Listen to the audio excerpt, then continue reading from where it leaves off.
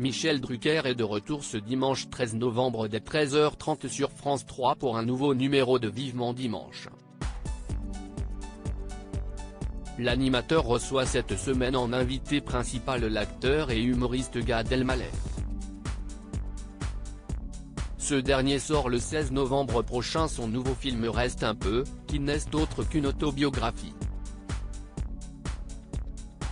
Ses parents David Elmaleh et Régine Elmaleh l'accompagneront en plateau, eux qui jouent dans le long métrage leur propre rôle.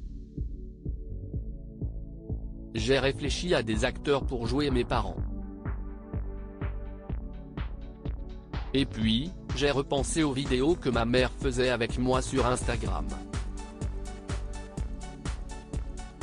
Je me suis dit, elle est trop forte, donne-lui le rôle. Et mon père a dit, tu crois que je ne vais pas jouer ton père ? Avait-il expliqué aux Parisiens. Le caricaturiste et dessinateur Emmanuel Chonu sera également toujours présent pour revisiter en dessin la vie et la carrière de Gad Elmaleh. Garou les rejoindra ensuite pour défendre son nouvel album, le 11e, à travers lequel il rend hommage à Joe Dassin. En seconde partie d'émission, Michel Drucker recevra Frédéric Zetoun.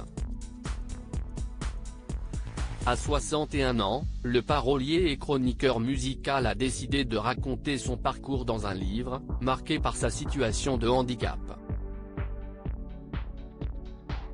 Un ouvrage appelé Fauteuil d'artiste. Le magicien et illusionniste québécois Alain Choquette lui succédera pour promouvoir son tout nouveau spectacle, La Mémoire du Temps. Robert Charlebois fera de son côté une apparition pour évoquer son grand concert au printemps prochain, Robert en Charleboiscope. La comédienne Aïe Aïdara parlera de son côté de son rôle dans Les Femmes du Square, de Julien Rambaldi. Un rôle très engagé puisqu'elle y joue une nounou prête à tout pour défendre les droits de ses collègues. Ahmed Silla est lui aussi au casting de ce film comique et, sur le plateau de Vivement Dimanche, il en profitera certainement pour parler de son dernier film classico disponible sur Prime Video depuis le vendredi 28 octobre. Enfin, Alex Vizorek présentera son second One Man Show, Ad Vitam, autour de la mort. Vivement Dimanche, ce 13 novembre dès 13h30 sur France 3.